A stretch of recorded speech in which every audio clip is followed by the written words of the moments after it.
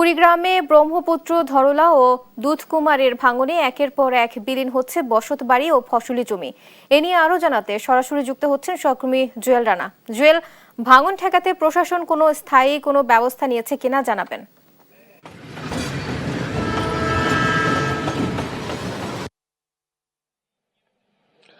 বুবলি, আপনাকে জানিয়ে রাখি, কুড়িগ্রামের যে নদ নদীগুলো রয়েছে সেই নদ নদীর পানি যখন আসলে বৃদ্ধি পায় তখনই কিন্তু আসলে ভাঙে, যখন আসলে কমতে শুরু করে তখনই কিন্তু ভাঙে।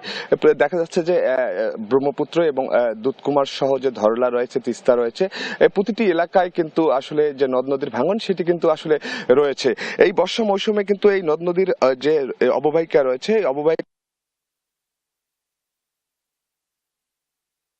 অসংখ্য বসতবাড়ি নদীগর্ভে বিলীন হয়েছে। আপনাকে একটু জানিয়ে রাখি, আমি এই মুহূর্তে রয়েছি কুড়িগ্রাম সদর উপজেলার যে জগমনের চর রয়েছে, ধরলা নদীর অববাহিকায় রয়েছি।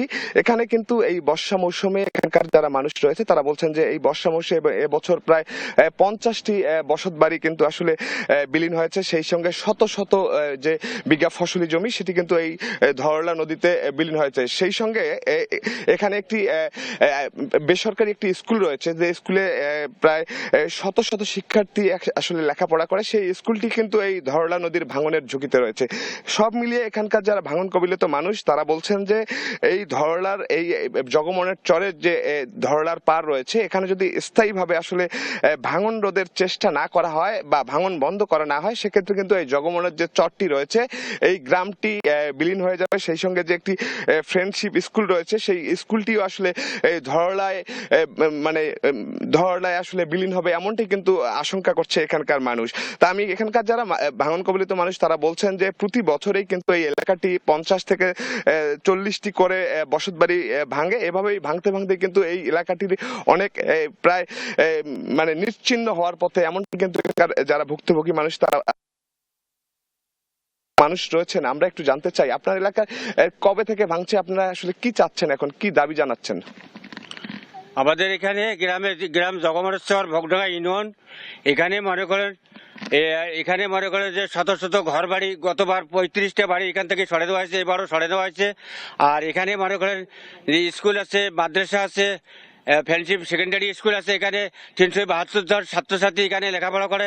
এই প্রতিষ্ঠান যদি ভাঙি যায়, আমাদের মসজিদ মাদ্রাসা যদি নদীগর্ভে চলে যায়, আমরা এই এলাকার বাচ্চা কাচ্চা কোথায় লেখাপড়া করবে? আর শত শত হাজার হাজার জায়গা জমি সব বিলীন হয়ে যাচ্ছে, নদীগর্ভে চলে যাচ্ছে। আমি বলতেছি, এখানে আমাদের নতুন সরকার আছে, তাদের কাছে আমার আহ্বান, আপনারা জরুরি ভিত্তিতে এখানে যদি কাজ করেন তাহলে আমাদের এই এলাকার আমরা নদীর ভাঙন এলাকা থেকে আমরা রক্ষা পাবো।